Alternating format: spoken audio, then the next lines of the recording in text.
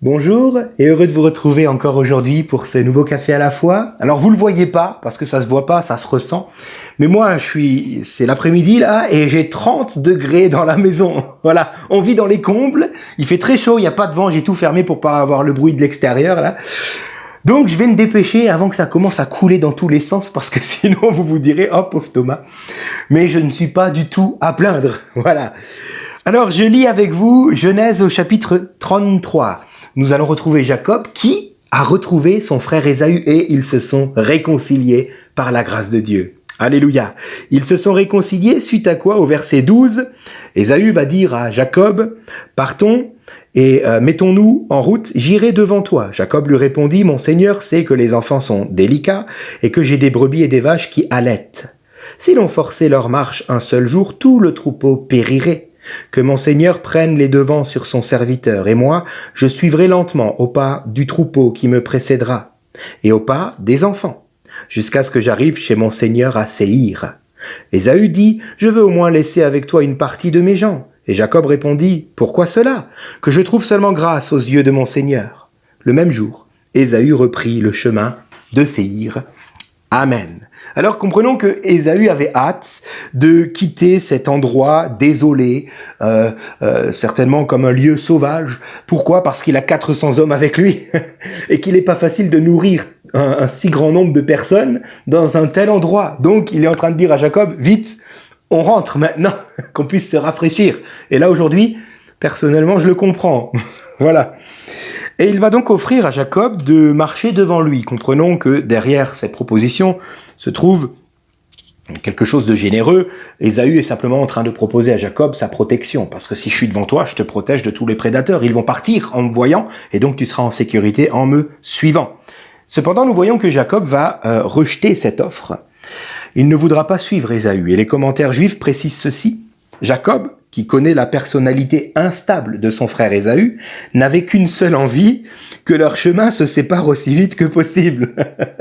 Voilà, c'est vrai qu'il est écrit dans Proverbe 24, verset 21, « Ne te mêle pas aux hommes remuants » ou d'autres versions disent aux hommes changeants. Voilà, parce que c'est mauvais pour nous. Et s'il est vrai que Jacob voulait se réconcilier rapidement avec Ésaü, c'était surtout dans l'objectif qu'il n'ait pas à fuir pour le restant de sa vie un homme qui voudrait sa mort. Comprenez ? Il a obtenu grâce aux yeux d'Ésaü. Maintenant, il aimerait continuer sa route et ne pas rester avec Ésaü. Voilà. Parce qu'il sait qu'Ésaü est quelqu'un qui change très rapidement son comportement, voire ses paroles. Donc, vaut mieux pas rester. Comme on dit, vaut mieux être ami de loin qu'ennemi de près. Ok. C'est vrai que c'est malheureux, mais c'est comme ça. Il existe beaucoup de personnes avec qui nous sommes heureux de pouvoir nous réconcilier, mais nous constatons par la suite qu'il vaut mieux pour nous rester à une certaine distance de ces gens-là tout de même, pour notre paix et pour la paix des autres. Et d'ailleurs, c'est aussi la raison pour laquelle Jacob va dire à Ésaü qu'il va le rejoindre à Séhir, alors qu'en réalité, nous le voyons dans la suite du récit, nous retrouverons jamais Jacob à Séhir. En fait, il va pas y aller. Et au moment où il dit à son frère que j'obtienne seulement faveur de mon Seigneur, je pense que là, Ésaü avait compris, ok, on s'est réconcilié, c'est tout ce qu'il voulait, il viendra certainement jamais me voir à Séhir. Ok? Certainement qu'Ésaü avait compris. Mais comprenons que pour fausser la compagnie de son frère, Jacob avait finalement une bonne excuse.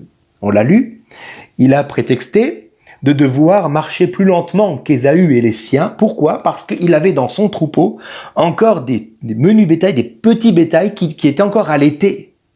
Et de plus, il avait ses propres enfants à lui qui marchaient plus lentement. Et donc de dire que s'il voulait suivre Ésaü et les siens à leur cadence, alors il n'arriverait pas jusqu'à Séhir avant que tout le troupeau périsse. C'est tellement vrai. J'aimerais que nous puissions nous arrêter aujourd'hui sur cette tâche qu'avait Jacob, car rappelez-vous qu'il est berger et il prenait soin de son troupeau. J'aimerais que nous puissions nous arrêter à cela. Jacob, le bon berger, qui me fait penser au seul vrai bon berger, Jésus-Christ. Voyons aujourd'hui, si vous le voulez bien, ensemble, les caractéristiques d'un bon berger. Ça devrait vous intéresser parce que d'ailleurs, le terme berger a été repris dans le Nouveau Testament pour dire pasteur. Voilà, donc on va parler de vos pasteurs aujourd'hui. Alors on va lire ensemble Jean chapitre 10, voyons ce que Jésus dit lui-même au sujet des bergers, donc des pasteurs. Jean 10, versets 11 à 14. Jésus dit, « Je suis le bon berger. Le bon berger donne sa vie pour ses brebis. Mais le mercenaire qui n'est pas le berger et à qui n'appartiennent pas les brebis, voit venir le loup, abandonne les brebis et prend la fuite. Et le loup les ravit et les disperse. Le mercenaire s'enfuit parce qu'il est mercenaire et qu'il ne se met point en peine des brebis. Je suis le bon berger. Je connais mes brebis et elles me connaissent. Amen. » Jésus est en train de nous montrer là qu'il existe deux catégories de leaders. Les bons bergers et les mercenaires. Qui sont-ils? Les mercenaires sont ceux qui travaillent pour un salaire, tout simplement. Les bons bergers, eux, sont les exemples à suivre. Voilà, on va dire ça comme ça maintenant. Mais comment faire la différence entre les deux, entre les bons bergers et les mercenaires? Eh bien, nous faisons la différence lorsque nous regardons au cœur. C'est la motivation du cœur qui nous montre si nous avons affaire à un bon berger ou plutôt à un mercenaire. Dans le contexte de ce discours de Jésus, dans Jean chapitre 10, comprenons que Jésus parle à qui? À des chefs religieux, précisément aux pharisiens. Et il est en train de leur dire quelle est la différence entre les mercenaires et le bon berger. Et il met l'accent sur la motivation du cœur et non pas sur les compétences. Comprenons que les pharisiens y avaient humainement parlant pas plus compétents que eux pour accomplir la tâche qui leur était assignée. Ils étaient compétents. Pourtant, Jésus met le doigt sur, non pas sur les compétences, mais sur la motivation du cœur pour dire si nous sommes bons bergers ou mercenaires. Oui, il existe beaucoup de mercenaires qui sont compétents. Peut-être même plus compétents que de bons bergers. C'est-à-dire qu'il existe des mercenaires capables de nourrir et même de soigner des brebis. Mais ils restent mercenaires. Même si le bon berger a plus de difficultés à nourrir ou à soigner des brebis, il reste bon berger, lui. Comment faire la différence? La différence, c'est que le bon berger fait preuve de dévouement, sans limite. La question à nous poser lorsque nous pensons à notre pasteur est celle-ci. Jusqu'où est-il prêt à aller pour ses brebis? Et là, vous saurez si vous avez affaire à un bon berger ou à un mercenaire. On oublie pour un temps ses compétences. Ok? Regardons à son cœur. Jusqu'où est-il prêt à aller pour ses brebis? Jésus dit, le bon berger donne sa vie pour ses brebis. Waouh! Alors nous pensons de suite à Jésus mort sur la croix pour nous. C'est vrai. Mais les premiers auditeurs de cette parole-là n'avaient pas encore en vue la mort de Jésus à la croix. Ils entendent simplement qu'un bon berger, c'est quelqu'un qui donne sa vie pour ses brebis. Et là, je pense à David, le roi David, qui devait garder le troupeau de son père. Et qui, dès qu'arrivaient les prédateurs, il se plaçait entre le troupeau et le lion, entre le troupeau et l'ours, prêt à risquer sa vie. Voilà un bon berger. Voilà pourquoi le Seigneur, parlant de David, dira « J'ai trouvé un homme selon mon cœur ». Le bon berger donne sa vie pour ses brebis. Alléluia. Alors veux-tu devenir pasteur? Comprenons que la prédication n'est que le sommet de l'iceberg. Le pasteur fait preuve de dévouement pour ses brebis. Il est prêt à tout donner pour l'Église de Jésus-Christ, pour son Église locale dans laquelle Dieu l'a assigné. Le bon berger ne travaillera jamais pour un salaire, même s'il est normal que l'Église lui paye quelque chose. C'est écrit dans le Nouveau Testament. Mais il ne fait pas cela pour le salaire. Combien il est triste de voir, soi-disant des bons bergers, refuser des postes dans des églises en disant « le salaire est trop bas ». N'est-ce pas là plutôt un signe que nous avons un mercenaire? Le bon berger ne travaillera jamais pour un salaire. Il servira toujours ses brebis avec dévouement. Le bon berger aime au point de se dévouer entièrement pour les brebis.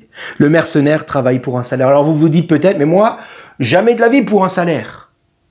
Ok? Peut-être pas l'argent, peut-être pas la monnaie, mais le fait de faire quelque chose dans le but de trouver une bénédiction, d'hériter une faveur divine, même dans le but de voir l'Église grandir. Déjà là, nous travaillons pour un salaire. Le bon berger travaille uniquement pour aimer les brebis.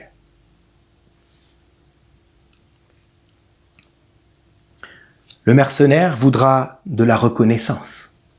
Le bon berger voudra que son église, son troupeau, hérite de la reconnaissance céleste. Peu importe si on me reconnaît comme un grand pasteur, ce qui compte, c'est qu'on reconnaisse que l'église dans laquelle je sers est une église bénie et en paix. C'est là qu'on saura qu'il y a un bon berger en son sein. Donc je comprends qu'un ancien ou un leader de jeunesse peut très bien aussi faire preuve de pastorat, avoir cette casquette de berger au sein même de l'église locale. S'il a à cœur les brebis, s'il les aime, et s'il se dévoue entièrement. Alors que le mercenaire, lui, se trouvera toujours plein d'excuses en disant « Non, ça me coûte trop ». Le mercenaire, c'est pas compliqué. Le mercenaire vous dira « Vu ce que je reçois comme salaire, qu'un autre le fasse à ma place ». Vous voyez ce que je veux dire ? À l'inverse, tout prédicateur n'est pas forcément berger. Et même si le prédicateur en question est quelqu'un de très connu que vous pouvez voir dans des vidéos sur les réseaux sociaux, d'une grande église, que peut-être même beaucoup de monde l'appelle pasteur, mais peut-être que son rôle à lui n'est que de prêcher, mais pas du tout d'entretenir les brebis. Pour cela, il a peut-être délégué cela à d'autres pasteurs autour de lui. Alors ne demandez pas à votre pasteur de faire comme les autres que vous avez vus sur les réseaux sociaux, car les autres sur les réseaux sociaux n'ont peut-être pas ce titre de pasteur dans leur église, mais ils ne font que prêcher. Comprenez-le. Le bon berger fera toujours preuve d'empathie pour les brebis, pour les plus faibles, à l'image de Jacob, qui dira « Moi, je ne peux pas aller aussi vite que toi, Ésaü, parce que j'ai dans mon troupeau des plus faibles. » Lorsque je parle des plus faibles, je ne parle pas de ceux qui sont rétrogrades et qui veulent rien savoir, parce que ceux-là, malheureusement, on ne peut rien pour eux. Je pense par exemple à Judas, qui faisait partie du petit troupeau des 12 brebis de Jésus. Et Judas, si Jésus avait suivi le rythme de Judas, il n'aurait rien fait pendant son ministère. Il aurait même refusé que cette femme pécheresse lui verse du parfum sur son corps. Il aurait accepté que Judas prenne ce parfum pour le vendre. Comprenez ? Non, il y a des personnes, malheureusement, on ne peut pas les suivre, on est obligé de continuer parce qu'elles refusent d'avancer dans la grâce. Mais il est d'autres personnes que le bon berger doit faire preuve d'empathie pour aller les rejoindre, pour aller les soigner avant même de commencer à faire marcher son église dans une direction précise. Voilà le bon berger à l'image de Jacob. Mais pour cela, pour avoir une telle empathie pour les brebis, le bon berger devra d'abord traverser l'école de Dieu, l'école de la souffrance. Alors il saura rejoindre les brebis qui souffrent. Le bon berger aspire finalement à un bon caractère et non pas à un bon ministère. Le bon ministère reconnu par tous, c'est le mercenaire qui aspire à cela. Mais par contre, avoir un bon caractère pour bénir les brebis, là c'est le bon berger qui aspire à cela. Et je termine en disant que le bon berger se lève avant tout le monde pour préparer la journée, afin de pouvoir préparer l'itinéraire, le voyage des brebis pour la journée, afin de pouvoir préparer la nourriture, afin de pouvoir vérifier la météo, etc. Il prépare tout avant, ce qui me fait dire que le bon berger sera aussi quelqu'un qui ne tourne pas le dos à la formation biblique, car il veut donner le meilleur à son troupeau. Et avant tout, avant de s'engager dans le ministère, il veut se former bibliquement, il veut se former au niveau de la sétérologie, il veut se former au niveau de l'eschatologie, au niveau de la pneumatologie, au niveau de la christologie, tout cela, il veut se former pour offrir le meilleur, parce qu'il aime le troupeau. Je vous invite à prier avec moi pour tous vos pasteurs. Peut-être sentez-vous dans votre cœur un appel pour le ministère pastoral, que cette méditation vous serve à réfléchir, si vous voulez toujours le faire, et comment y arriver maintenant. Seigneur, je prie pour nous. Je prie, Seigneur, pour tous les pasteurs. Seigneur, tu nous rappelles aujourd'hui ce qu'est réellement un bon pasteur. Seigneur, je te prie dans ta grâce de bénir tous les pasteurs, chaque pasteur de nos églises maintenant. Bénis-les, renouvelle-les, fortifie-les. Ce n'est pas facile, Seigneur. C'est vraiment une tâche difficile et ingrate. Seigneur, en sortir de confinement, combien les pasteurs en ce moment ont des difficultés. Je prie donc que tu nous renouvelles. Je prie que tu nous donnes ton conseil et ta vision pour chaque église locale. Et je prie, Seigneur, pour toutes les brebis, qu'elles ne soient pas là à murmurer contre leur pasteur, mais plutôt à les bénir. Seigneur, et je prie s'il y a des mercenaires qui peut-être écoutent, que tu les amènes à un changement de mentalité maintenant. Seigneur, tu leur montres quel est réellement ton appel pour leur vie, afin qu'ils puissent faire ta volonté et non plus la leur. Je prie pour le bien de ton Église et au nom de Jésus-Christ. Amen. Voilà, je vous souhaite un très bon week-end et je vous dis à lundi pour les cafés à la fois. Soyez bénis.